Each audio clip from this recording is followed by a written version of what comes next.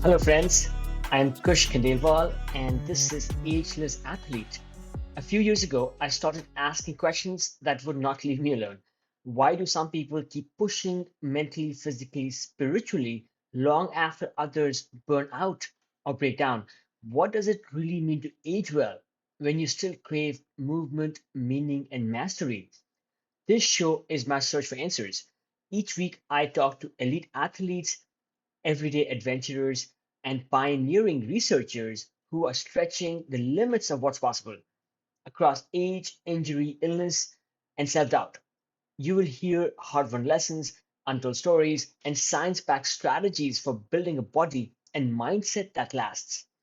For those of us joining for the first time, welcome to the show. For the rest, thank you for joining us again.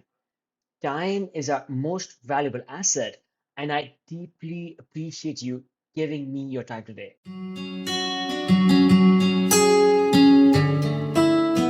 Imagine standing at the base of a granite wall with no idea what it looks like. Your fingers become your eyes, your feet probe for holes, and the mountain whispers only through sound and texture. For most of us, that would be paralyzing. For Erik Weihenmayer, it's how he's lived his entire climbing life. Eric is the first blind person to summit Everest, part of a record setting team on that day in 2001. He's climbed the seven summits, led expeditions in Patagonia, and, well, in a different but maybe even more impressive way, he is kayaked the entire Grand Canyon. He has lived more lifetimes of adventure than most of us can imagine. But what makes his story so compelling isn't just the epic achievements, it's the honesty about fear, the pragmatism of learning new systems, the joy of trusting others when the stakes are high, and the relentless fire that keeps him stepping into the unknown, even now in his mid 50s. In this episode, Eric takes us inside his latest climb in the Bugaboos, where storms, grizzlies, and gummy bear tea pushed his team to the edge. He unpacks what it means to turn dependence into interdependence.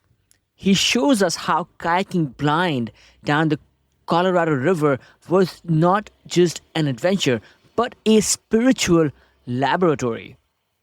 He reflects on aging, on shifting goals, and how to keep curiosity alive when your body doesn't rebound the way it used to. If you have ever wondered how to find your own path through uncertainty, or how to keep seeking awe when life wants you to slow down, this conversation will stay with you. By the end, you may find yourself rethinking what vision really means.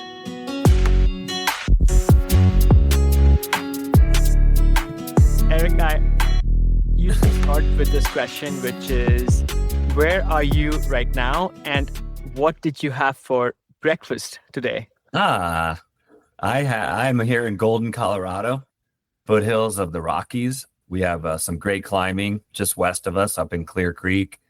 I live right under North Table Mountain, which has some pretty nice rock climbing. And what did I have for breakfast? I had an omelet with some cheese and olives and arugula. Like when I drink juice, I don't know if anyone cares about this really, but I fill it mostly with water, but I just put like an inch of orange juice in there just because I like the taste. Sure. Yeah. Well, it's only 8 a.m. We are in the same time zone right now, and Yeah. you've already had a hearty breakfast. You must be a morning person. Well, I'm not usually, but I'm writing a children's book. So I was up this morning at like 4 a.m. writing my a children's book that I hope to come out next spring at the 25th anniversary of my Everest climb, which was way back in 2001. So yeah, I've become a morning person these days. Wow, yeah, I guess I do hear a lot of writers like to produce their quantum of work Yeah. early morning before the day breaks and before people around them Yeah, break because up. your mind's fresh. It's quiet. As I said, you're alert. And the other thing is that normally I'd wake up and roll around a little bit and fall back asleep. But when you wake up with a book project, you have like 12 thoughts in your brain that you want to get down on the keyboard.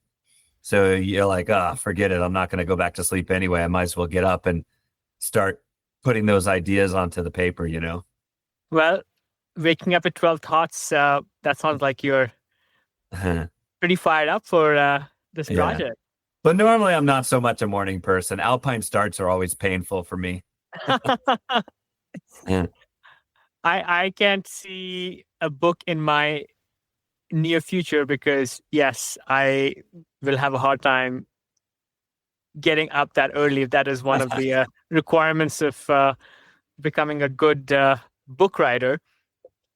For sure. I mean, yeah, you definitely need to have the discipline to like escape for a little while and just have total quiet and reflection.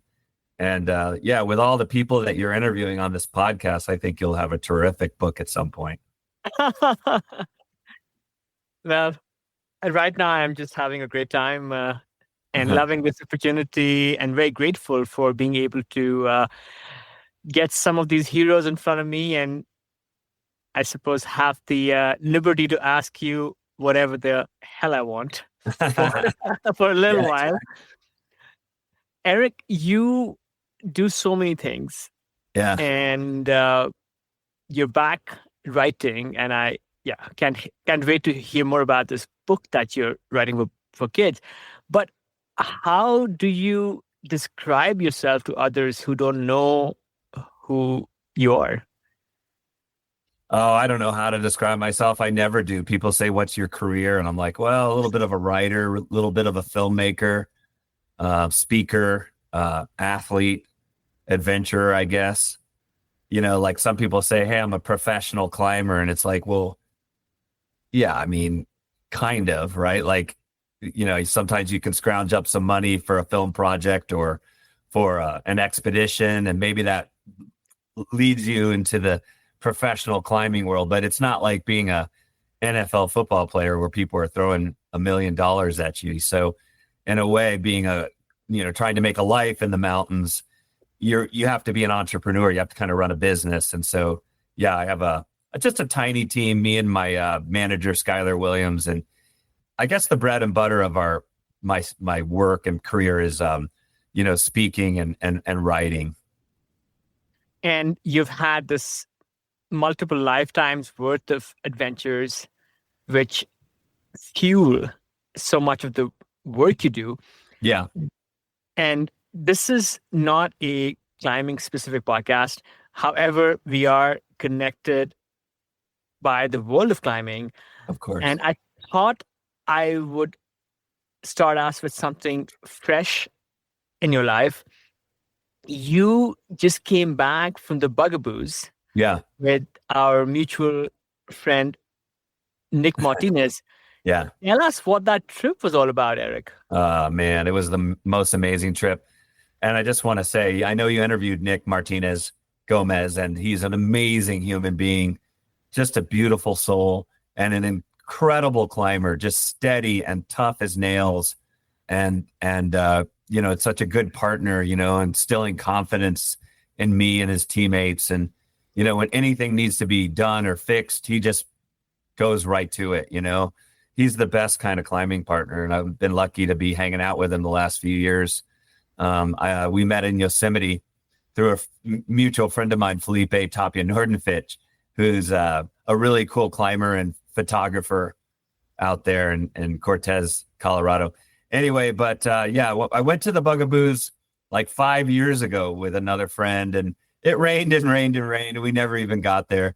We got in the helicopter. We were going to fly to, near base camp, and we came over the Col, and there was a ground blizzard. The helicopter wouldn't even land. So that was the end of that trip. And then last year we went back, and it rained and rained and rained, and the rangers sent us a photo of 3 feet of snow on top of the face, and they said, don't even bother coming up here. So anyway, so this is my third time never touching Bugaboo Rock. We waited for a week kind of near the Bugaboos. And then we took the lazy way in, a helicopter into base camp. And immediately it started raining again all night long up at base camp at what's called East Creek. And so we just thought, well, it's kind of windy. Maybe the wind will dry the rock. So we scrambled up this really tricky granite wet ramps and third, fourth class climbing and got to the base. It was crazy windy. I just thought maybe this is not a good idea. Like it's only going to get windier, right? Anyway, but Nick was like, come on, this is our one shot. I know it's not a great window, but let's just try, and thank God he said that because the wind kind of like didn't really get a lot better, but it warmed up in the day. And there's just enough of like little bit of diffused sun, like warming you up. We were putting our big belay jackets on every, belay ledge. Anyway, we got 10 pitches up and bivvied. Nice night. And woke up the next morning. We climbed to the summit. We reached the summit about 6 at night. It was snowing and sleeting. And we rappelled all the way down 10 pitches, 10 rope lengths down to the glacier where there's a giant bergschrund. For those who don't know, it's like a crevasse that separates the glacier from the rocks. You have to kind of swing out. And Nick was down below on the glacier giving me advice to kind of like punch into the snow face and kind of like tiptoe your way around this crevasse and get onto the glacier proper. And then we came down, and by this time we're going down this horrible boulder field at midnight. And Nick and Lenore, our third partner, Lenore Spark, she is a pro climber. She's up like a 513, amazing climber, such a good human being as well. And we got lost. We didn't know where we were going. And I said, hey, we should probably like bivvy another night. So we slivered into a cave and had a very uncomfortable night. We didn't, candy bar for dinner. And the next morning we had a little bit of fuel. So we boiled gummy bears, the like cliff shots. Sure. And the water made a little bit of like gummy tea. And as it turns out, we were smart to stop because if we'd kept going down that drainage, there's like 1,000-foot ice face just below us. So smart, we did that. We had to hike back up to the col and find our way. And 5 hours later, we were back at base camp. But it was cold and windy. And oh man, it's just like one of those hard tests, that type 2 fun that you're like, Yeah. I need a break now. I need to like go sit in the sunshine for like a month, Quite. Yeah, that was our adventure. So it's fun to get these things done at 56. Yeah, quite the adventure, Erik. And wait a second. So the descent route was different than the approach. Like you did rappel down, but you climb over the top and you rappel down the backside of the mountain, down the north face of the mountain. So yeah, you don't come back. There's probably like too much traversing and stuff like that on the route itself. So yeah, they found a more direct rappel line.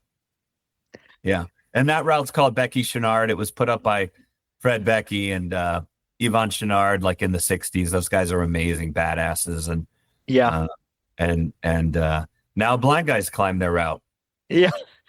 Well, yeah, I've climbed some of it. I climbed some other. I led like a little gully and in Keene, New York, called Chenard's Gully. So yeah, I'm following in Yvon Chenard's footsteps. Sure. I met him one time at an outdoor retailer show. Yeah. Sure. So. Well, congrats. Yeah, it was fun. I guess fun is, I don't know, not completely accurate, but yeah, it was full value adventure. Yeah. No, it sounded like you squeezed every drop of adventure out of that. The climb, yes. the area. I haven't been to the Bugaboos myself, but I have heard about that route. Maybe one day. Yeah. My joke coming home from Canada was, that drink Canada Dry. I go, there's nothing dry about Canada. I don't know how they drink out of Canada because it rains constantly. It rained every day we were there for like 2 weeks. Yeah. And you went, I'm guessing this is like supposed to be the correct season, right? Like this is the middle of It's supposed summer. to be the correct season. Yes, Last year there were forest fires. This year there were literally floods in Calgary. So that's ridiculous. You mentioned, yeah.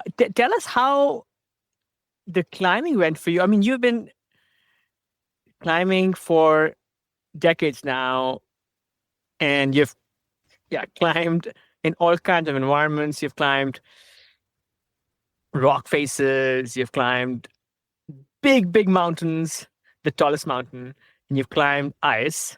How did the experience of all of those, all of those prior things prepare you for climbing on this one?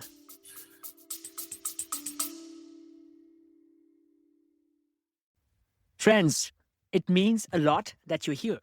I pour a ton of heart into the show. The research, the interviews, the editing. It's all me, trying to share stories that matter. If Ageless Athlete has ever made you feel seen, inspired you, or just kept you company on a long drive, or better, over a run or a bike ride, I would be so grateful if you considered supporting it. Even a small amount helps keep it going, helps keep bringing the show to you for free. You can chip in at buymeacoffee.com/agelessathlete. Again, buymeacoffee.com/agelessathlete. You can find the link on the show notes as well. Thank you for listening and for being part of this. yeah, well, I kind of know how to move pretty efficiently and keep moving. Hans Florian, actually, because as I kind of get to my mid 50s, sometimes I feel like a little bit low energy every now and then. And like you get a little doldrum of energy. Like sometimes even like after you eat a sandwich, you're just like, oh, I just don't feel like moving for a minute. I don't think I ever experienced that before 10 years ago. But Hans Florian said, hey, go to this, not an advertisement, but it is a good product. It's called Crush. And it's these caffeine pills. And you pop a couple of those, man, and you are ready to go. So yeah, I popped a few of those on the Becky Chenard, and that was helpful. But I had trained a ton over the last few months. I was climbing and hiking and doing everything I could to get ready. And the way I usually climb is I climb. The leader brings up two thin ropes, and so there are three of us climbing. And so, like, say Lenore was leading, Nick would be climbing like 10 feet above me on the other rope. And he would be telling me like, hey, thank God, hold out to the right here. Or he might even kick like a hold with his foot, or just say, hey, this is a weird traverse. And he might like talk a little bit as he's traversing just to kind of give me a little bit of a play-by-play. So that enables me to move a lot faster on the route and be more efficient. And the cool part about the Becky Chenard is that it's crack climbing for the most part. And if you think about it, like if I'm on a sea of limestone and I'm looking for a little tiny 2-finger pocket, that's a lot harder for me, like a lot more effort as I stand my hand across the rock trying to find it. But cracks are really great. You just slide your hand up, you find the place where it feels good, and you move upward. And so I can move pretty fast in crack climbing. You mentioned you even led some of these. Yeah, I can see for sure it makes sense. Crack climbing, the mountain kind of splits and reveals like this weakness that you can kind of trace up. Yeah. And a party of three sounds like that's a good combination because of but you even led some of these. How does that happen, Erik? I lead. Usually I like to climb something first, just to kind of memorize, like, okay, where am I going to be placing this piece of gear, and where's the crux that I need to like understand, like this is going to be the tricky part that I need to kind of move through and figure out the movements and be more fluid. So I like to climb it first, but every now and then I will climb something for the first time. I'll lead something for the first time, having never climbed it before. And they call it when you climb something that you haven't, when you lead something that you haven't climbed before, climbers call it on-sighting. So for me, they call it non-sighting. That's the joke that I was trying to get out for you. Timmy O'Neill would have done a way better job with that joke, but No, I mean, no, that's a good one. It's funny. I suppose the older I get, sometimes my attraction for like type 2 fun, yeah, it tends to like, I'm 47 now, and it tends to like maybe not be as attractive. The idea of like these big climbs in the outdoors and the long approaches and yeah, route finding and getting lost. And I haven't been benighted yet, but I think that's probably going to happen. So you have been at it for decades now. I mean, like, what's fueling you now? Like, what keeps calling you back? No, I think you're exactly right. Like, I was on Cotopaxi a few years ago. We had a really, really cool project and a compelling reason to be there. My friend Zuko Carrasco, he's a climber in Ecuador. He fell in this accident and he broke his back. He's a paraplegic, and he wanted to climb Cotopaxi. He climbed it 100 times as an able-bodied human, but he wanted to climb it now he's technically a quadriplegic. He's a partial quad. We built a team around him, and he had this cool sled with skis on it, and somebody would run up the face and with a rope, and they'd take a metal picket, and they'd pound it into the snow as an anchor. And then he had literally a boat winch anchored onto his sled, and he would crank his way up the rope pitch by pitch. And we did that for 3 days with like 15 of us, like pushing and spotting and making sure he didn't flip over backwards. But on that trip itself, I remember, sorry to be graphic, but like I was pooping in the snow at like 4 a.m, and the wind was hammering me and my hands were like numb. And I just thought, why do I do this? What is going on here? And so, I think you do lose a little bit of that kind of that energy, of youth that just makes you want to fire on everything, because I've accomplished so much. So, you don't want to just keep doing the same thing over and over. So what attracts me these days is moving into a new, just like different areas. I really love technical ice climbs and technical rock climbs. And, you're right. I don't like humping up a huge mountain so much anymore. I'd much rather find a really interesting technical route and have a small team and make it into a really cool adventure. So you just got to keep finding new things that are exciting. And maybe the company of great friends. That's for sure. A day in the mountains with good company, I think, even if there's some suffering involved, beats a day drinking coffee. Yeah. Or maybe the coffee and the lounging and, like, I suppose the sun, like you said earlier, is best enjoyed after one has put the time into that Sufferfest. And Erik, I was reading about you, and I feel like your beginnings in the outdoors are so different with the life you've created. And correct me, but I believe that you went and did the trail to Machu Picchu as a youngster, and you didn't particularly enjoy your time hiking and being outside. So from that beginning to where you are today, how did you make this thing happen? And I suppose it could be so much time that you've spent. I guess what I'm coming to, was there a turning point, Erik, where it went from becoming this tedium, this thing that you hated, to something that you've immersed yourself in? Tedium's a good word for it. Because hiking blind in the beginning was so hard, right? Because I didn't have the tools, right? Like I had learned how to use a long white cane like blind people use as they tap down the street or the hallway or whatever. But I didn't know how to hike rocky trails, with drop-offs, and they're narrow and there's all kinds of obstacles and boulders like jutting out into the trail and tree branches. And so I would try to hike up these trails with a cane, a flimsy little blind cane. And my dad or my brothers would literally like grab my, like the top of my shorts as I walked in front of them. And they would try to steer me like back and forth across the trail. And my dad was just funny because he always had his video camera.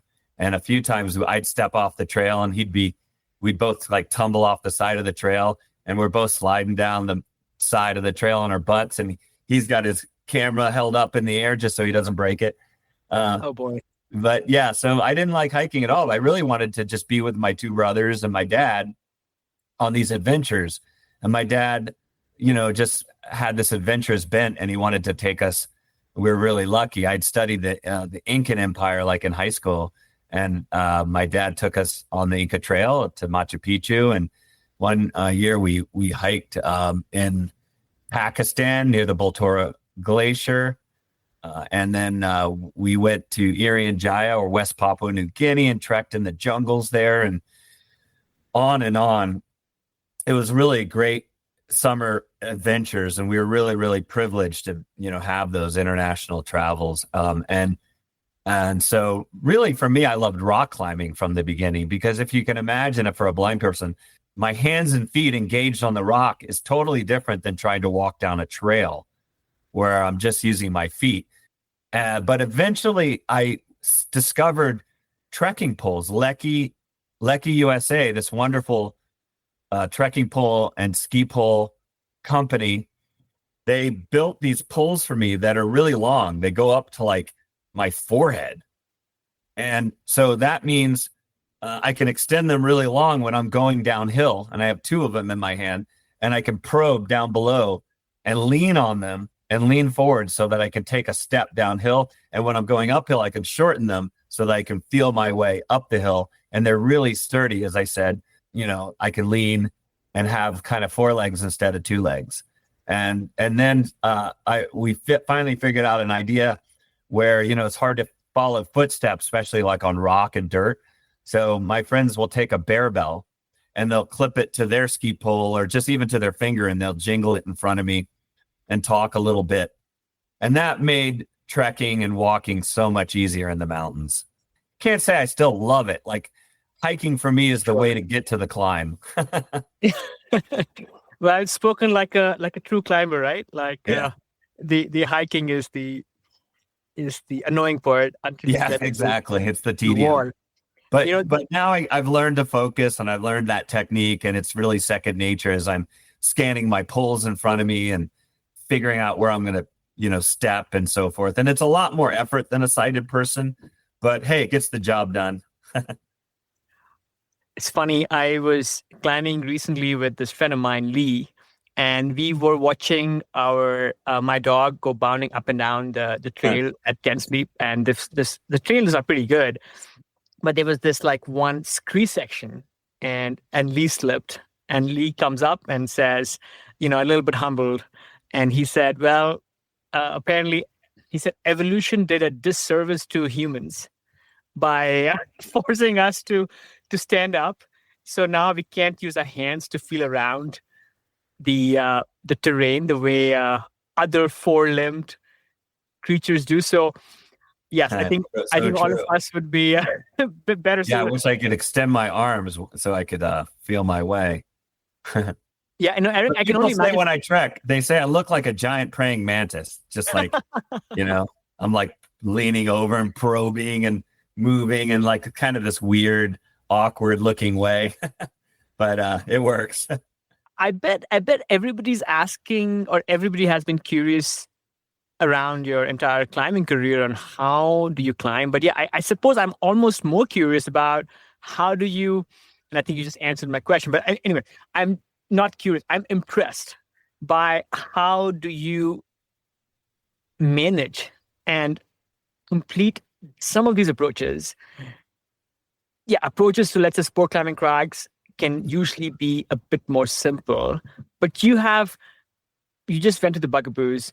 You have gone and hiked all over the Himalaya and Patagonia, and I think the approaches are sometimes the most challenging, even for able-bodied, fully sighted people. And you are accomplishing that without sight. I mean, yeah, that just, Eric, that Yeah. just boggled my mind. No, I agree 100%. I mean, like I went to a couple of years ago to Patagonia and got really lucky with the weather. We got two beautiful windows and I climbed Torre Pine Norte, and that was a beautiful tower. But yeah, it was 3 days getting there, trekking through boulder fields and talus fields and just picking my way, over rivers and creeks and snow faces and up big ramparts of rock, like kind of like climbing the Flatiron and traversing on like ledges, like where you wouldn't, you'd die if you fell off to the left or something, that stuff is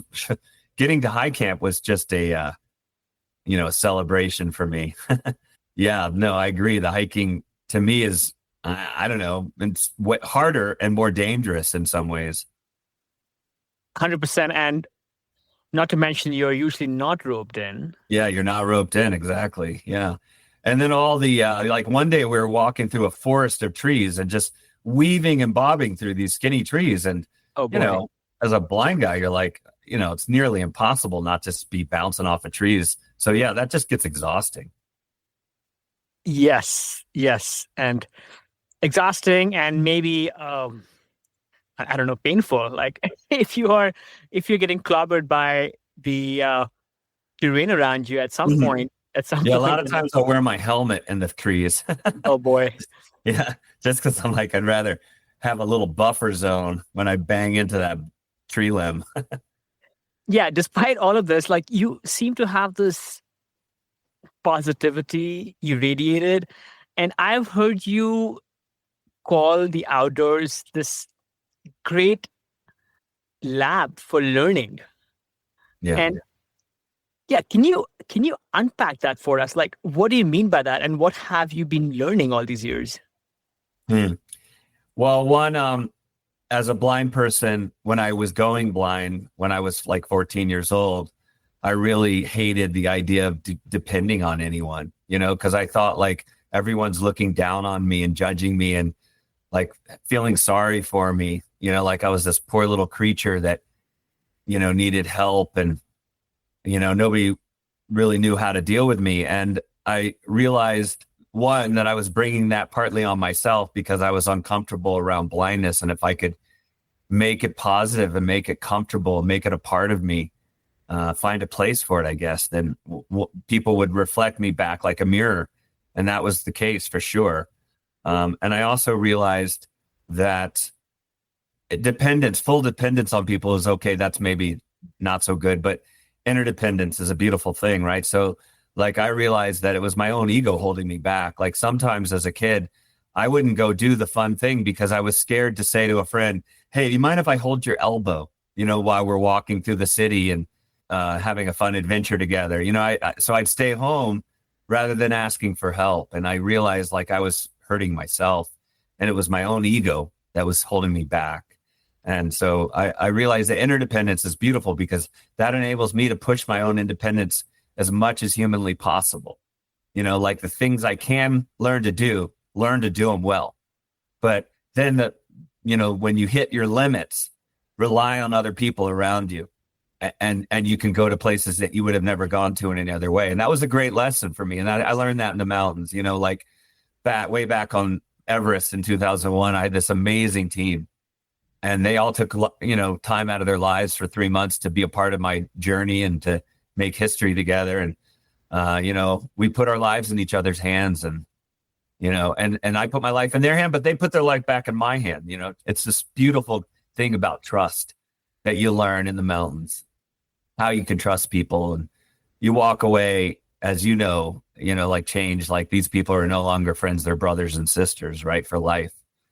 And I discovered that when we went back to the Himalayas 10 years after, well, I've been to the Himalayas a bunch between that, but we went back 10 or so years later with a team of injured veterans, about 10 severely injured veterans. We reached the summit of Lobuche together, which is a 20,000 foot peak. And again, the veterans said, we were in war and in war, it's really important. You watch each other's back. You're there for each other. You're supporting each other constantly, right? You cannot let each other down. And they said, in the climbing, as a civilian team, it's very similar. No bullets are flying at you, so it's much easier, of course, but it's a similar feel. In the civilian world, they said it's just hard to create those deep relationships and sense of trust. And in the mountains, it's so much easier. So I think that's a big piece of the equation, why it's such a good laboratory. Obviously, though, there's just natural beauty too, whether you can see it or not. Like I can feel the snow and ice under my ice axe, and I can feel my body moving up the face, and I can like problem solve my way up a cool, tricky rock section, and I can feel the sun or the wind on my face. And blind people can do something called echolocation, which is like you hear sound vibrations bouncing off of objects. So you're getting information through your ears too. So all of that combined, makes climbing in the outdoors just an amazing laboratory for who we want to be and our potential, I think. And that's why my No Barriers organization, which is a nonprofit organization based here in Colorado, we work with hundreds of people a year with disabilities, and we bring them into the outdoors, whether it's up to our camp, which is west of Fort Collins, or whether we do a backcountry experience together. And we talk about what this No Barriers life looks like. And there's something about like the balance between pushing yourself in this beautiful, rugged setting and learning to develop systems to kind of survive and flourish in that environment. And something about the emotional thing that you go through in those settings. The combination of that really is quite like uplifting for people.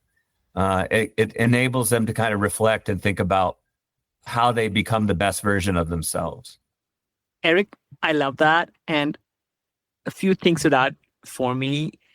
One thing that I can appreciate immediately is that in the West, like I grew up in India, culturally and societally, like a more interdependent group of humans. Right, for sure. And just the culture in America just feels different, but because I think the expectation is one kind of has to go out and solve, let's say, life for oneself with minimal reliance on others. And I know I'm generalizing strongly here. And I think this is a lesson right there, which is just forcing oneself to lean on other people, I think teaches us that we are doing this together. And I think it also opens doors for others to lean back into us.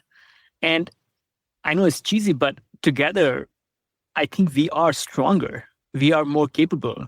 And I'm sensing that once you unlock that, it probably helped you maybe realize skills even outside of the outdoors. I agree 100%. In fact, I'll get like even judgy for a second and say, this Western idea of like rugged individualism, we pull ourselves up by our bootstraps. I'm just going to be blunt and say it's it's a double-edged sword, or even more, you could say it's bullshit. It's just nobody really is a rugged, individual, right? We're all relying on each other, whether we know it or recognize it or not. And so being blind and going blind definitely like reinforced that. Like it made that so real to me that like I wasn't going to be able to climb Everest alone or kayak the Grand Canyon alone. So, there's no question, right? Like, and so I have to rely on other people. I have to be able to build good teams around me. And I love being a part of those teams, because as a blind person, you're not going to be the fastest person or the strongest person, the person with the best eyesight. But what I can do is I can still lead, right? Like in small ways, right? Like different kinds of ways of looking at leadership, right? Like I could cook a meal on a stove, or I could set up a tent for a friend if they're tired, or just even roll out their sleeping pad and pull their sleeping bag out, or, somebody's sick, hand them a bar, hand them one of my bars, or hand them a little water and say, hey man, drink this, you'll feel better. There's so many ways to contribute to that team process. So that, like I've never felt, as a blind guy, I'm just getting dragged to the top and spiked on top like a football. I've always felt like I'm actually contributing in ways to the team moving forward. And I love also that idea of kind of like developing into a team, right? Because teams don't always, they don't just happen. Like they don't just magically happen, right? Like you have to kind of work to become a team. And like a perfect example is on Amida Blom. I went there in 2000 for the first time as a practice climb. That's a peak near Everest, and in some ways deeper and harder than Everest. And we ran out of food and fuel, and we had terrible weather, and I was stuck on a ledge at like 20,000 feet for 8 days, and we finally had to get off the mountain. It was like a bad storm, and my friend who I'd spent those 8 days with in the tent, he tripped it. A rock gave way under his feet, and he fell 150 feet down the rock face.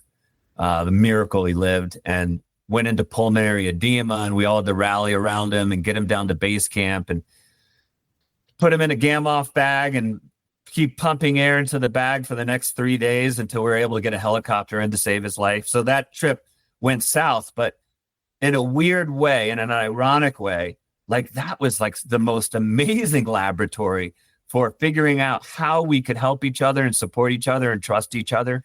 And I swear it was like the mountain blocked us, but like crossing through that barrier made us a team. And I think I attribute that experience to summiting Mount Everest the next year, because we had become a great team and like we knew each other.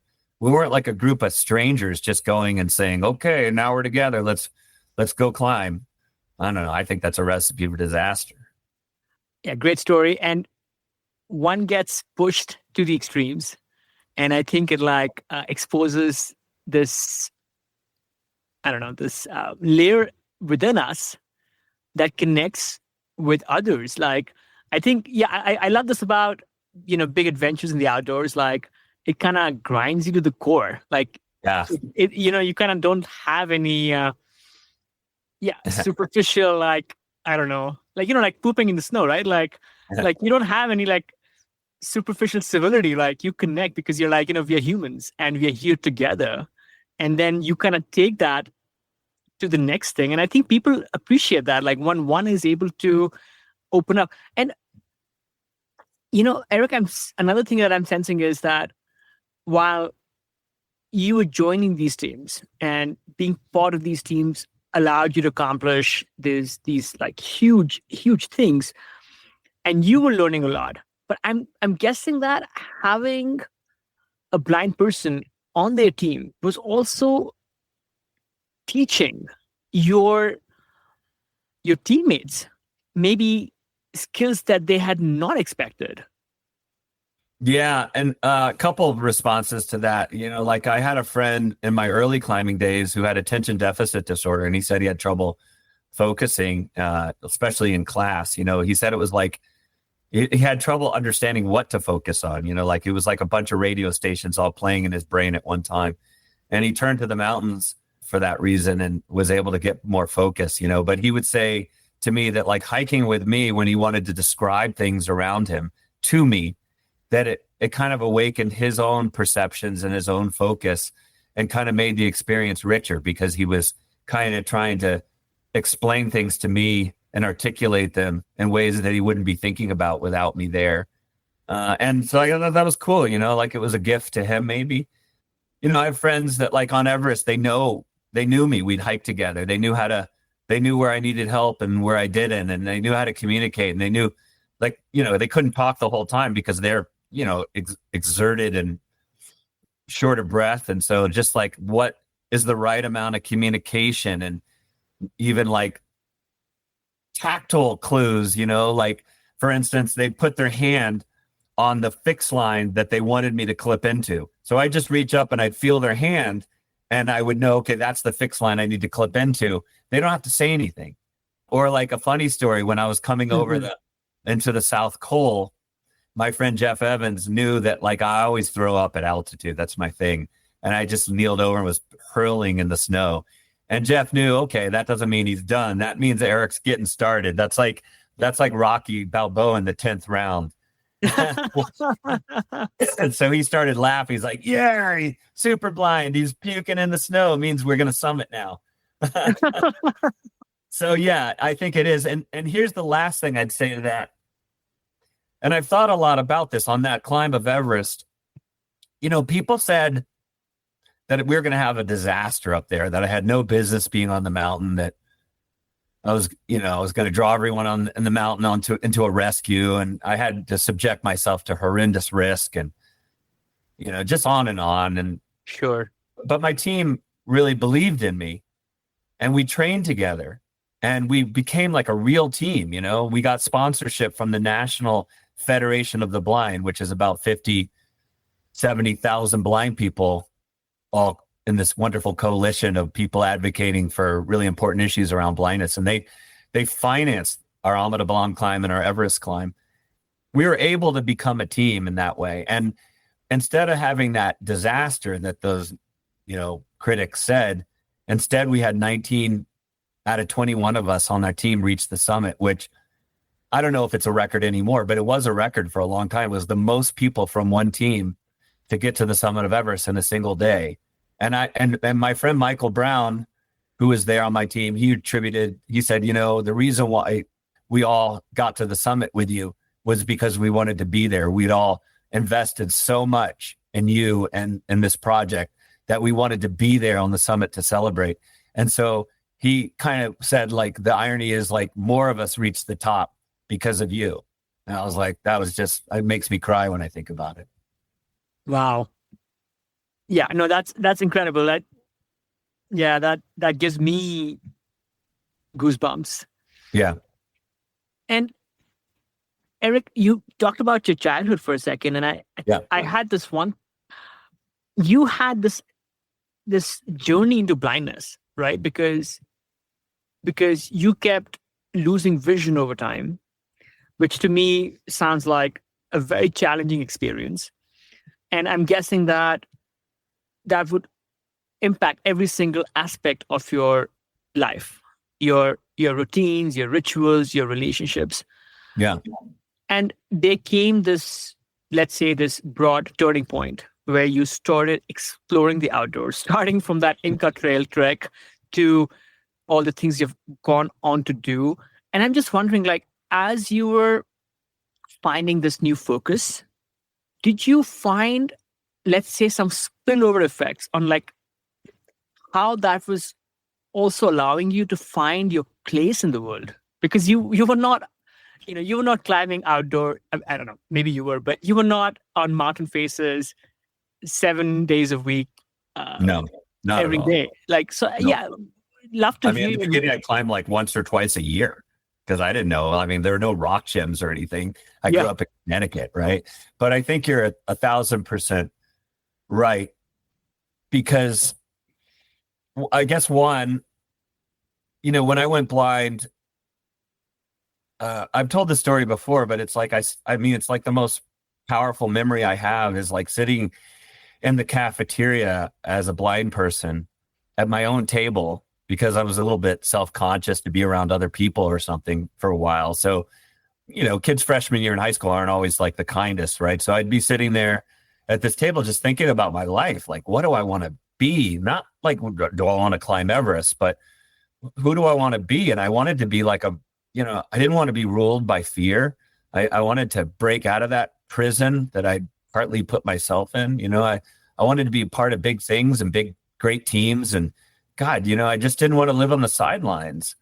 And that was a great fear, and so I found that I'd heard that blind people wrestled.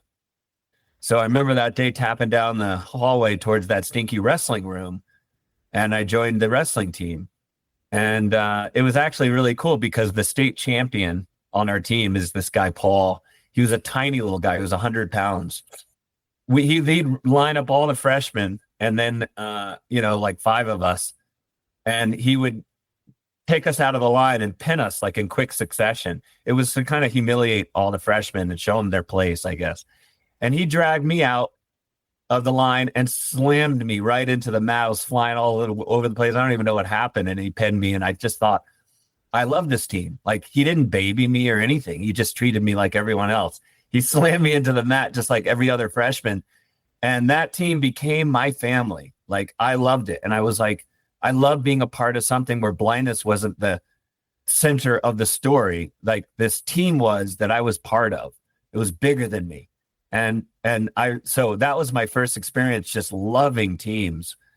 And then when I got my first opportunity to go climbing with this group of blind people, part of this recreational program out of the Carroll Center for the Blind, we climbed in New Hampshire for the first time. I realized pretty quickly that I wasn't going to be able to see, use my eyes as rock climb and find holds. I was going to have to use my hands and my feet as my eyes. And I eventually build this technique where I could like scan my hands and feet across the face and kind of like lock off and find that hold and then lock off and do another high step and another reach. And I had a very systematic sense of exploring and finding my way at the rock face. And when I got to the top, it was this like pretty wild thought that like I wanted to be the same as everyone. Like, I was bumming out, like, oh, I'm the only blind kid and I don't want to be blind. I want to be just like, I want to blend in. And I realized in a cool way, like, I wasn't going to climb like a sighted person. I was going to climb and find my own way. And I wasn't going to read like a sighted person. I was going to read Braille with my fingers. And I wasn't going to like, walk down the hallway with my eyes. I had to use a cane. And my whole life would be like, creating techniques and systems and innovations to be able to do things. And I thought, like, maybe the fun part of life is discovering these new ways of doing things. And all of those ways lead you to the summit. Like, they lead you to the same place, but we all get there differently. So yeah, that's how it definitely affected my mindset. I came back to school after climbing the first time and I went, I'm okay being different. Like, this is my path and that's cool. And I'm good with it.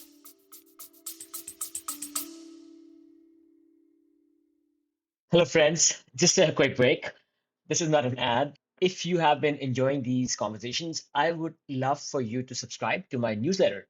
It is where I go deeper, sharing stories, reflections, and behind the scenes insights that don't always make it into the podcast. I write about what I'm learning from elite athletes and how to stay ageless in body and mind.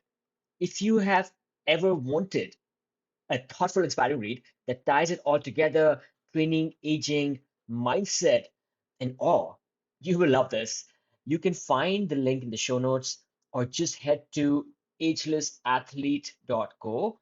Again, www.agelessathlete.co, that is, to sign up. And yeah, just a couple of emails a month, and you can unsubscribe anytime. Absolutely no spam ever. Okay, back to the show.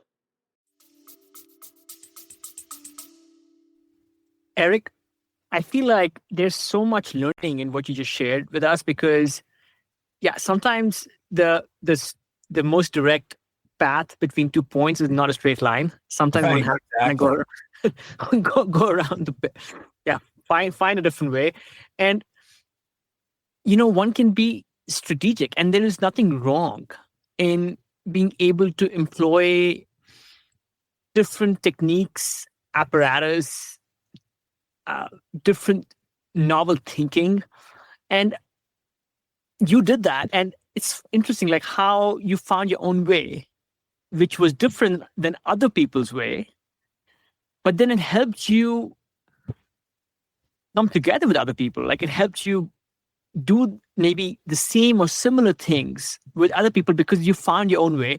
And yes, one question comes to mind. You have been a public figure for a while now, and you go and speak with diverse audiences, and you have this big reach. And I'm just curious if you've heard about maybe one story. I'm sure there are many stories, but maybe one story on how you may have, let's say, inspired like creativity in somebody else on doing just that, which is finding their own path by being strategic, by looking at different ways to accomplish things which were out of convention. Yeah, I I think so. I mean, I definitely preach to everyone when I talk to people with challenges, with hurdles, with disabilities. Like, you got to find the tools and the systems that work for you. Uh, and you have to be kind of an engineer of your own destiny, because there's a very blurry line between what we can do and what we can't do. And, the fun part, is we just mentioned, is sort of figuring out the way to do it. And so, yeah, no, that's a big tenet within our No Barriers organization when we work with people. Like, you should see our community when we hike a mountain. We'll have blind people using trekking poles and bear bells. We'll have people who are paraplegic or even quadriplegics using special hand cycles where they're cranking their way up the mountain with their arms. We'll have some people who have very limited use of their body in these action track chairs. It's like all you need to do is push a joystick and these big tank tracks just crank their way up the mountain. That's a really cool device. And we even had a guy, Kyle Maynard, who's like a famous guy in his own right.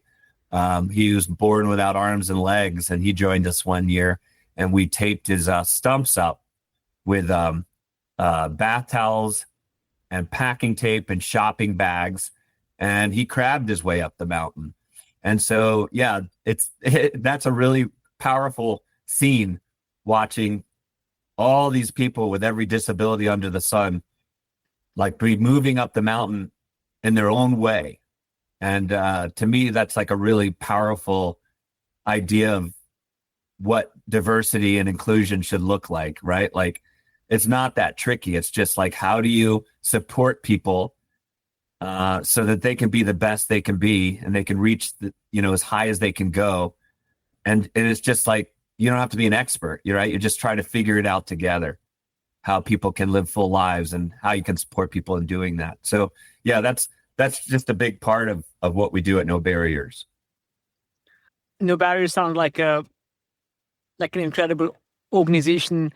If people listening, if they want to hear more about the work you're doing and become part of it in some way, support, where can they do that? How can they do if this podcast comes out before September 6th, people can join us at Winter Park. We have that event where we all hike the mountain together. It's in Winter Park, September 6th. It's called What's Your Everest? You can learn about it at nobarriersusa.org. You can learn about how to register and everything, and you can get involved in our events and our programs. Super. Thanks for sharing that. And we will put links. I'm not sure how many listeners will be around Winter Park or can make it there, but yeah, good to throw it out there. Yeah, we'll throw it out there. Erik, a couple of years ago, I picked up one of your books, No Barriers. And, I was maybe a little bit clueless. I thought that this was the book about your climbing. Yeah. And as I was reading it, and I was just like, I was just so shocked that it was not about climbing, and that it was about how you went and kayaked the Grand Canyon. So, yeah, I was stupefied. And then I read through it. I absolutely loved the book. Glad to hear that. Thank you. Yeah, I know it was hard work. So I'm glad people are actually enjoying it. The first thing that came to my mind as I was turning the page was I was like, okay, there's this guy who cannot see, who's a climber, and who's climbed like the 7 summits. He's climbed Mount Everest. He does rock climbing, and now he, most of us who climb, like that itself is an all-consuming hobby, passion, and at some point, Erik went and picked up this new challenge. Now, and I think that this is not the only new challenge you've picked up. You have gone on and done some other rad things. So, was it this gradual unlocking of, did you decide one day that you're going to go and do these impossible things, Erik? Or did just one thing, or opening one door, succeeding, encourage you to take on just more and more ambitions? That's such a good question. And there's so much to unpack there. Where do I even start? One, I guess maybe step one. It's not like this epiphany. When I first climbed at 16, I didn't get to the top of the face and lift my hands up and go, I'll climb Everest someday. No, it's step by step. You know, as you said, one door opens and another, that opens another door and that opens another door. That seems to be the way it works for me. You know, so I was up on this huge ice face across the valley from Namche Bazaar. It's called Losar. It's like an almost 3,000 foot vertical ice face. And we were bivvying 2/3 of the way up the face on the edge on this little horrible ledge, and wind just hammering down. And we had a bowl of soup, you know, for dinner, and kind of miserable. And I said, Rob, to my buddy, I was like, I know you're a kayaker. What's that like? And he's like, oh, it's way better than climbing. He's like, it's sunny usually, and the water's warm, and you've got a raft that like can follow you and carry beer. And at nighttime, you sit around the fire, you can eat good food. I'm like, oh my God, that sounds amazing. Good salesperson. So when we got down from that climb, he went up to this mountain lake in freezing cold water. He was waist deep, and in a couple hours, I had a couple shaky rolls, and I practiced my roll. And eventually, I said, "Hey, Rob, do you want to like guide me down some easy rivers?" And he said, "Yeah, let's do it." And so we trained and we worked together and we figured out the system, kayak some easy rivers. And at that point, I said, it's kind of a circle sometimes, because I had guided blind kids for no barriers down the Grand Canyon. We were in rafts, of course, and we only did half the Grand Canyon, and then we hiked out at the middle there. And one of the kayaking guides there, named Harlan Taney, had said, "Hey, if you ever learn to kayak, come back and I'll guide you down the river." So I called Harlan. I had Rob as my guide. I grabbed a few other amazing kayakers like Timmy O'Neill, put them on my team. I even had another blind guy named Lonnie Bedwell, who turns out he was a really amazing kayaker. My God, you should interview this guy. He's 60 years old, and he's a kayaker. He's totally blind. He's climbed Everest like me. The guy's he's amazing. He's a farmer out of Duggar, Indiana, too. So anyway, we collected this team and we kayaked the Grand Canyon together. God, it was an amazing adventure. But I will say, you're right. Like at 40 years old, when you're embarking on this new sport of whitewater kayaking for the blind, a couple things appealed to me. One was, like I mentioned, this kind of map of like building a team and engineering like your way forward. I was really intrigued by that. Like I really love that process of trying to figure out your way forward, and you know, how do you engineer that way forward on that adventure that sometimes seems impossible. I guess. Well, second thing was I wanted to experience rivers. I didn't like understand rivers. I understood mountains. So I wanted to see, like, could I flourish as a blind person in a river environment? That would be really cool to see if that was possible. And I guess the last piece was, like, I thought, like, what if, like, my climbing successes were like a fluke in some way? Like maybe, you know, I wonder if I could, you know, like maybe I just got lucky or something. Like, could I repeat this success in a totally new venue? And so those were all the things going on my mind in the beginning there. Erik, you take the word curiosity to the next dimension. Because, yeah, many people are curious about many things. Not all of us are trying to, do the things you're doing. And then also question like these huge successes. I used to kayak a little bit. I went to grad school in Florida. So it started with just kayaking around the backwaters and springs. And then I did a bit of whitewater kayaking, actually in Nepal. Cool. And there's some really good kayaking there.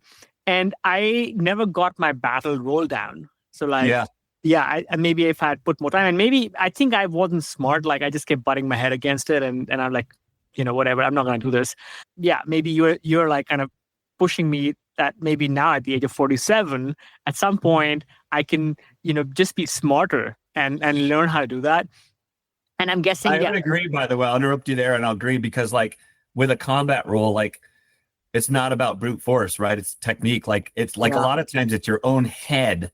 Like, believe it or not, your own skull weighs a lot, and your head's too far out there, and you're trying to like roll up, and you're trying to bring this big, heavy head up out of the water. So you have to like be able, there's like subtleties of like getting your head back and getting that out of the equation as you roll up. So there's all kinds of beautiful subtleties that make it so much easier once you figure that out. Agreed. I ought to give it a second chance at some point. And I'm guessing that, yes, even if, most people listening haven't kayaked, many of us have gone down in a raft and at least have some sense of what it might mean to be in a flotation device in a moving body of water and encountering rapids. But you were doing that on the Grand Canyon in this tiny vessel without being able to see. So, yeah, you're dropping into these big rapids, crazy noise, rocks, chaos. Can you take us into that moment for a second on what's going on through your head? Oh God, yeah. I mean, whenever you go into a big rapid as a blind person, it's really, really scary. And I'm so glad I climbed before I kayaked, because climbing sort of prepared me, but not quite, because climbing is kind of a slow, methodical, physical, sustained effort. But you can stop, if you have to. You can hang on the rope if you're tired, or you can stop on the side of the slope. Even skiing, you could stop on the side of the slope and regroup. Kayaking, you like take that breath and you go down that slip into that rapid, and I don't know what's going to happen in the next 2 or 3 minutes.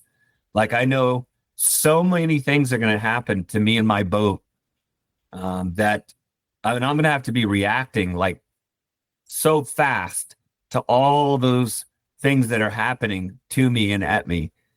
And if I don't react quickly enough or in the right way, I'm going to get slammed into the side of the wall, or go into a big pile of boulders, or into some kind of hole that might be dangerous in the river. There's just a lot. And like, I have guides behind me who are yelling directions on a radio, on a waterproof 2-way radio system. They have very simple commands, hard left, hard right, just left and right, which means a medium left or right. Charge, which means like charge into that wave, because you're about to get destroyed if you just kind of passively float into it. You got to charge through it. And then stop paddling or back paddle. So really, really simple commands, right? And that pack a lot of information in. But the thing is, even when somebody says turn left, the current might be pulling you right. So even though I think I'm going left in relationship to my mind, the current is still pulling me in the wrong direction. And then when you flip over, you roll up, and sometimes you're facing upriver, you're totally disoriented. So I don't even know, like, where am I? I have to get like oriented again, just with listening to the river features and trying to hear the canyon walls, which is really, really hard when you're in this massive roar of sound that's just totally engulfing you. So yeah, no, kayaking was wild. It was like trying to harness energy and just ride it, like there's no way you could control it. It was a really fun and challenging lesson for sure. Every time I go into a rapid, I would just be, like, here it goes again. And I get goose, kind of like my heart flutters a little bit just thinking about like entering into a rapid. You're in a tiny little kayak. I can't see. I have a helmet on. I have a radio on, like around my ear. One ear, the other ear is open so that I can hear the river. I have a little microphone in front of my mouth. I'm in this PFD, this personal flotation device. You're in like probably like a dry suit, or you're covered in neoprene, and so you're just like, you kind of feel like as you're riding into that rapid that you're like, like you're like an astronaut just about to be launched into space or something. It's a wild feeling.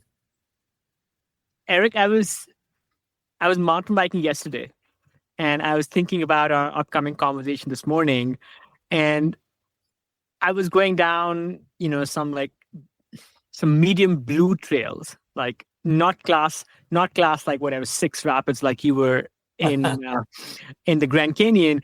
And I think I was trying to imagine what it would be like to navigate the rock gardens, or just going down the trail without sight and having just somebody like yelling into my I don't know, my earbuds on how Yeah. to turn.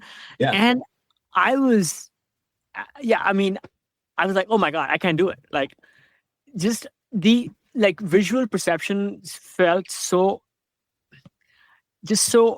acute, so Yeah. necessary.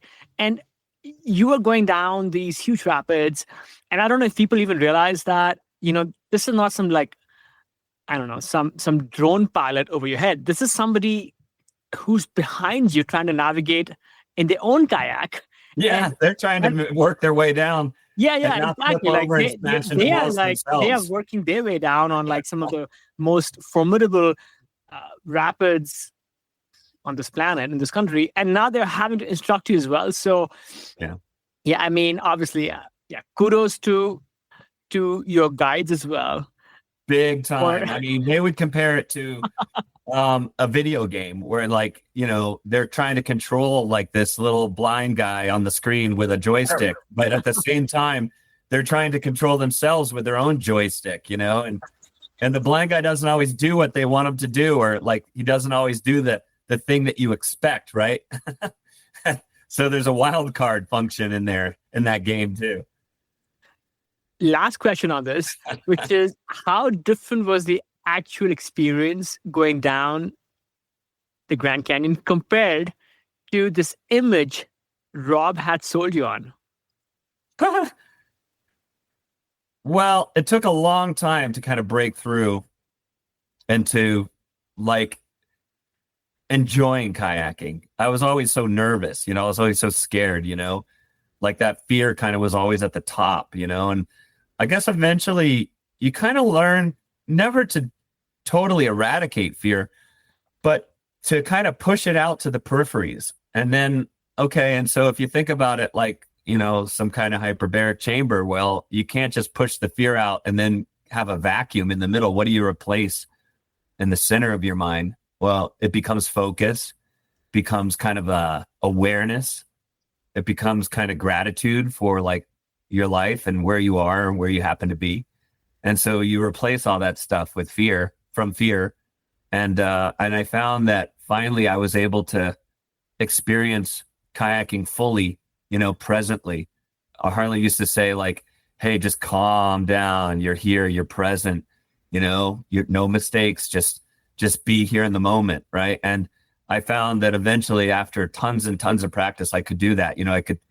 I could count, the space. I was aware of the space between breaths, when rapids hit me, like it wasn't like so fast and furious where I just go like instinctual. I could like, I was aware of what I was doing and I was connected with the water, and it was really, really beautiful. Sometimes I remember after certain days getting through big rapids on the Grand Canyon, just sitting on the beach and reflecting and feeling like almost like a spiritual feel of connection, like obviously, some people believe in God, like as a guy with a white beard, and that's fine. That's fine. Nothing, no judgments. But like for me, it's like, it was more like I felt the magic or this sort of eternal power of the canyon and this massive wild environment and the universe all around me and the energy that I was connected to.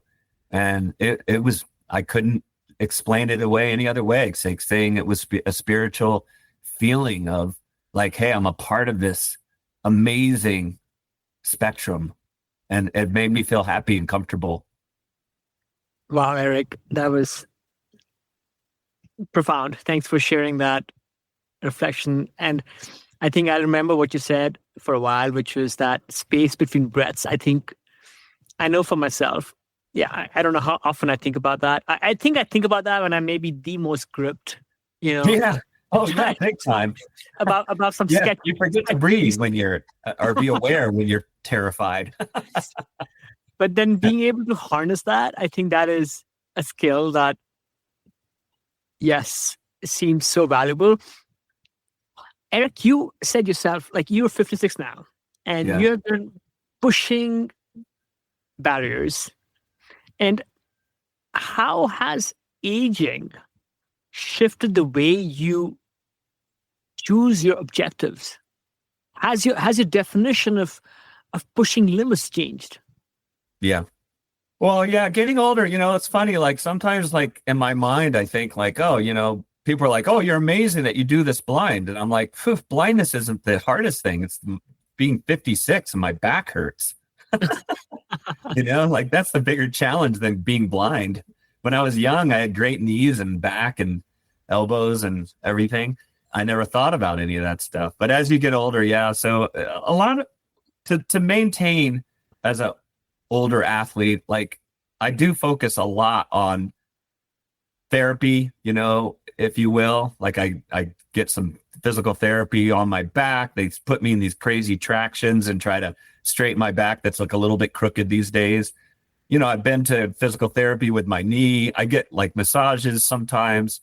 Like I'm always trying to like do yoga and things like that to like maintain good flexibility in my back and my hips, which are always so tight.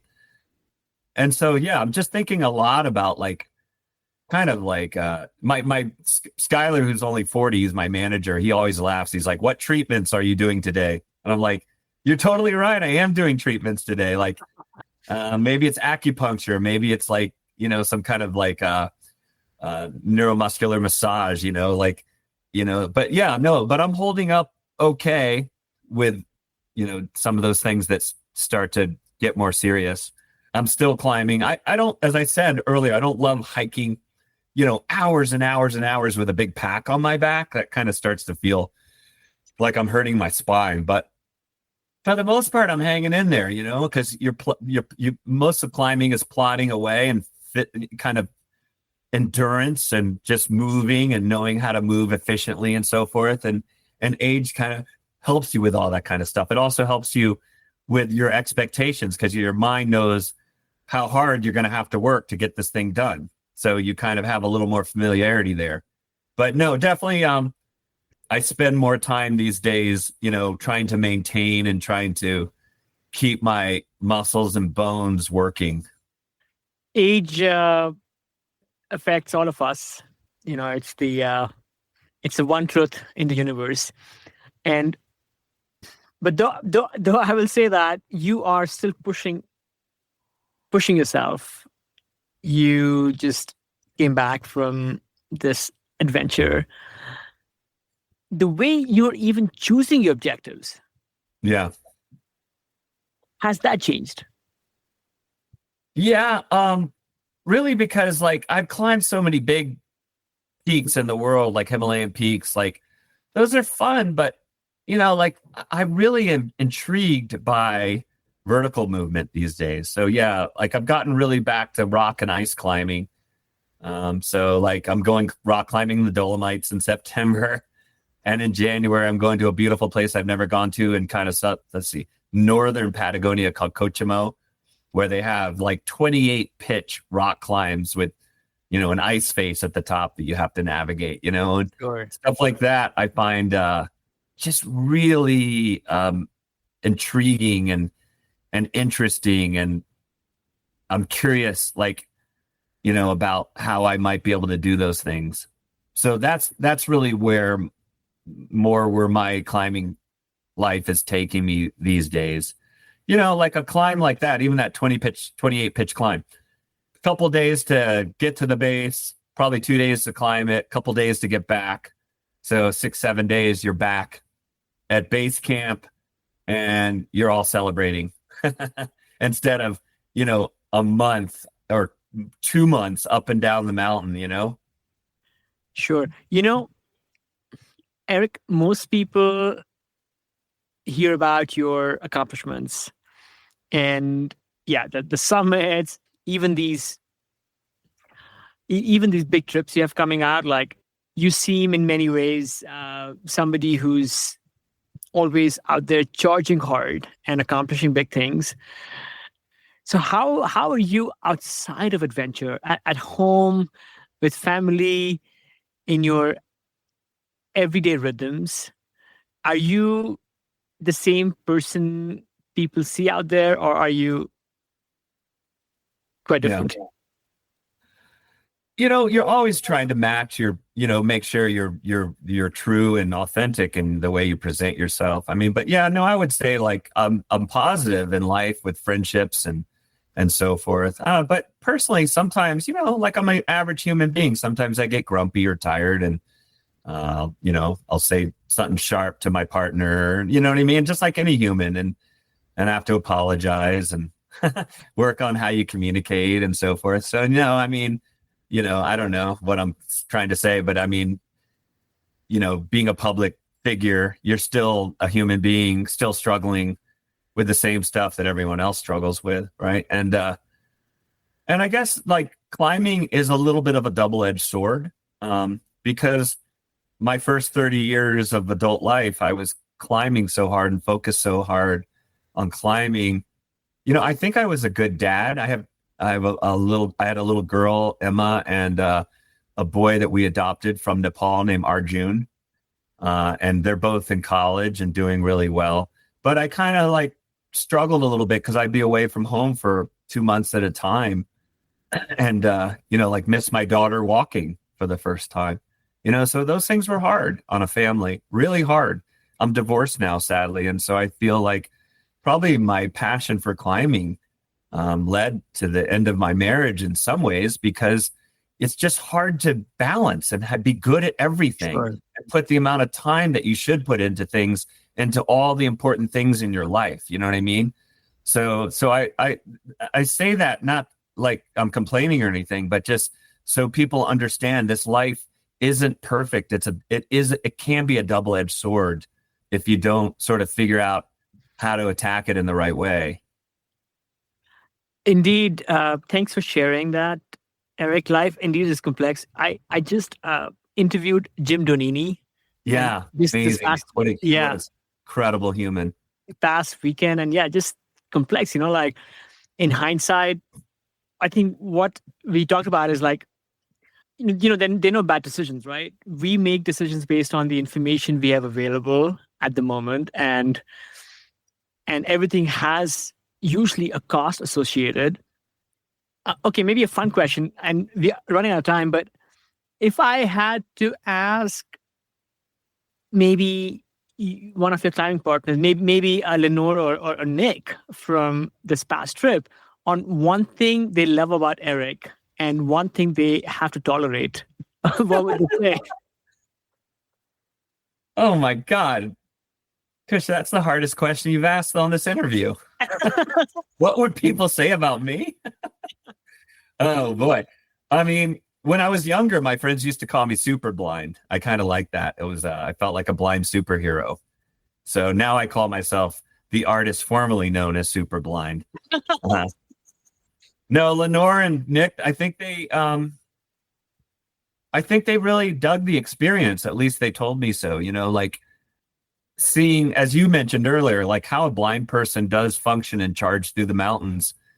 And I feel like people think about that as, when they're thinking about their own capabilities, their own ways of moving through the world. I think that is inspiring for them. So yeah, I think, Lenore became a good friend, and Nick has just been an amazing friend, and we support each other. In a way, I think blindness kind of melts away eventually, and you just become friends, and you just see each other for, deeper things than surface. And I should say that this has nothing to do with your sensory abilities, just as a person. Yeah. What would they say? I think I'd hope they'd say that I'm a good friend, that I care about people, that I'm not transactional, like I don't just like use people to go climbing, right? Like for me, the people come first, I say to somebody, man, I like hanging out with you. We should go do something together. What can we do together? And we come up with a cool idea. It's not like, hey, I want to go do this, and I just want to like put the puzzle pieces together. I always think that's backwards. So the people for me comes first.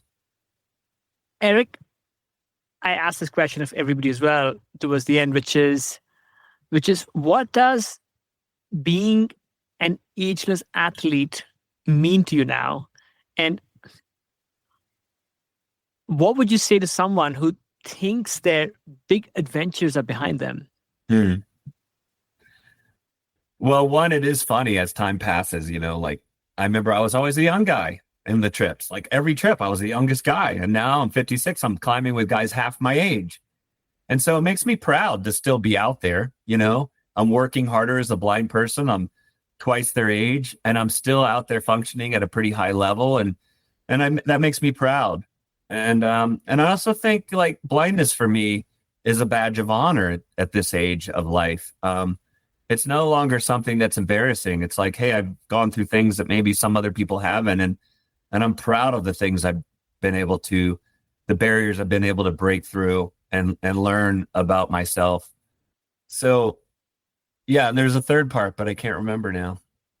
No, that is good. Oh yeah. No, I know what I was going to say. The last piece of that, I think, is that like, I think we can tend to see ourselves like our futures in this kind of linear way. Like after I climbed Everest, people are like, what are you going to do next? What are you going to do next? It's always like, what are you going to do next? You got to climb something harder, something higher, something riskier. And I think that linear path leads us to like disaster, to injuries, to accident, to death, to unfulfillment, by the way. So for me, it's not about like, hey, I want to climb something harder and do something riskier. No, I've experienced about as much risk as I ever want to face, So for me, that's not the issue. For me, it's like, okay, how do you challenge yourself in different ways as you age, in ways that feel good, where you're still learning and growing and trying to make an impact in the world. It's a more subtle sort of path forward than just, what am I going to do next? Sure. Challenges doesn't always have to be about taking risk. It can be or at least physical risk. I mean, sometimes, a lot of people say that, yes, I think I've heard climbers say that they would rather, I don't know, free solo some route than go up on stage and speak in front of an audience. So like, I guess the term challenge can be different for that's for sure. For everybody. A couple of final questions. Erik, what is maybe one habit or routine or behavior that has impacted you most deeply in the last few years? Well, I think I've always had discipline. And so the last few years, as I train for things, I have to really get after it. You know what I mean? And so like how to get the 56-year-old body and mind ready for a climb. I have to focus a little bit more, spend a little more time, get a little more recovery in there, make sure I don't get injured. That's the whole training, the physical and emotional training for things has changed a little bit. And but you have to focus and have discipline in the same way, even more in a way than when you're young, because you can't do as many things off the couch. And as a blind guy, I don't ever want to be a liability up there. So I'm always training as hard as I humanly can to get ready for things. That's a constant in my life, I think. Sure. What is one exercise or training routine that you swear by? Oh, so many things. One, I've been working lately on trying to get my squishy abs fit and doing back extensions so that like my lower back, I can improve that. And I've done Egoscue, which is like a cool physical therapy to keep yourself fluid. I do yoga. I love this new machine I just bought. It's called a VersaClimber. It's like this kind of machine where you're like, your feet are in these pegs and you're holding these pegs and you're kind of scrambling. It's like the motion of scrambling. Your knees going up high and your arms moving, and you can get on the backside of it and it's kind of overhung and you can kind of simulate climbing. I have a tread wall that I get on outside in my yard. So yeah, there's so many things that I do, just as a routine. Sure. I mean, yeah, I think in that way you are probably just like any other climber who's, facing, let's say, abilities that are changing, which is like you are just still as obsessed and motivated to stay in shape and to be able to keep climbing well as long as you can. We've talked about movement a lot. Erik, is there one thing that you do that is not movement oriented but brings you peace? Oh my gosh, yes, for sure. During COVID, I started learning to play the guitar, and I probably play an hour and a half a day when I can. Yeah, I love it so much. It's like its own kind of therapy. It's different from climbing because it's like climbing's pretty creative, I guess, but guitar is like different kind of creativity, you know, like learning a song and mastering the chords and the strings and the words and trying to do it all together, sing and play all together. Yeah. So that's just like complete happiness and peace every day. And I really love it. I'm going to do it till the day I die. That's amazing, Erik. I mean, like, you picking up guitar in your 50s. Are we going to see you play in public anytime? I've played a few times in public. I've put a song or two on the on social media. Okay. Yeah. Okay. But yeah, no, I mostly am like a campfire guitar player, sitting around the campfire, play a few fun songs, you know. That's what I love. It's just so fun. Music is such a beautiful way to bring people together, just like that. I think that sounds like that was part of this idea of kayaking that Rob promised you, which is ending the day around the campfire. You're like, well, I guess I'll have to play those songs myself. And Erik, last question. You know, you come back from like a big adventure, like maybe the kind you had in the Bugaboos, where at some point you were out of food and you were boiling gummy bears to make tea. What is that one meal that you look forward to when you're back on back within amenities? Because you ask the best questions, because I freaking love Thai food. And when I come back to Golden, there's a great Thai restaurant called Thai Gold, and I get Penang curry, tofu Penang curry. I dream about it on climbs. I love it so much. Oh my gosh, that sounds amazing. I could eat Thai food every night of the week. You know, I don't know why I was born German. Like, I don't even really like potatoes and things like that. I love Thai food. I also love really good Thai food. Actually, my time in Golden, I was telling you about 2 months ago, we ended up going to that pizza buffet place because that was the Nepali Sherpa House. Is that the name of the pizza buffet? That's Woody's. That's really good. Yeah, it was quite good. But I think we did try to go to some Asian place, but that was closing. So next time I'm there, and if you are around, Erik, I'm going to hit you up and see if you're up for some tofu Penang curry or all right. Yeah, for sure. Make it a plan. For sure. We'll do that. Erik, thank you so much. It's all right. honestly been a long held. Yeah, no, thank you so much for coming on the show today. Such a joy to have you. Thanks for sharing so much. Oh, so good. I love being in the inner sanctum of Timmy O'Neill and Hans and Nick, my three heroes. I just feel fortunate I can complete this quorum. Have you on the show today. Awesome. Have a great trip. Thanks, friend.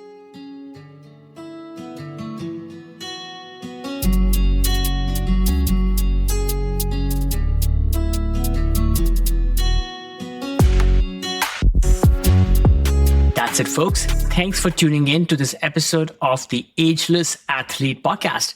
I hope you enjoyed this show just as much as I enjoyed creating and producing it.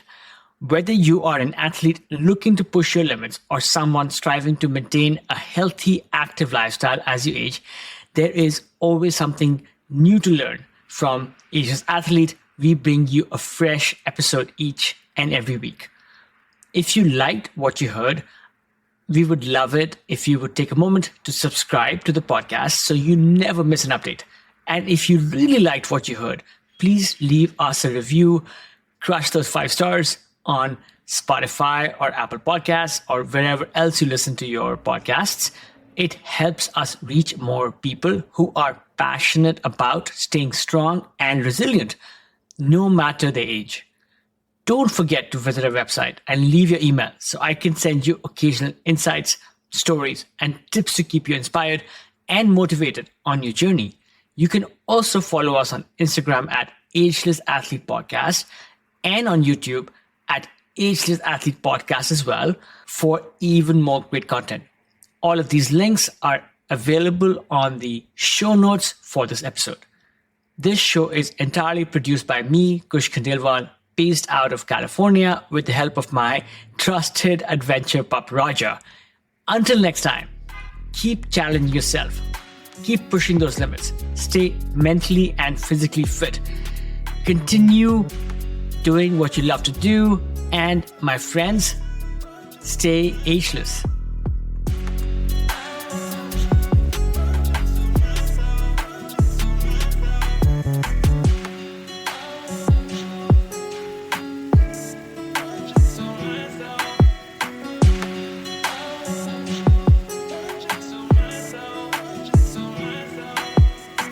Friends, this is not an ad. This is just a quick message to those amongst us who are listening to Ageless Athlete podcast for the first time. I would love it if you would hit subscribe and follow on your favorite podcast app, whether it's Apple Podcast or Spotify or Stitcher or Overcast or what have you. We bring you stories and routines and other inspiration from elites in the world of the best outdoor sports. In each episode, you will find how these athletes stay connected to the outdoors, maintain peak performance, and continue to thrive as they age. I encourage you to look through Brad episodes and listen to a couple and see if they resonate. And then, come back next week. We release an episode each week. And I am really inspired to bring you some of the best stories from the world of the outdoors. Okay, back to the show.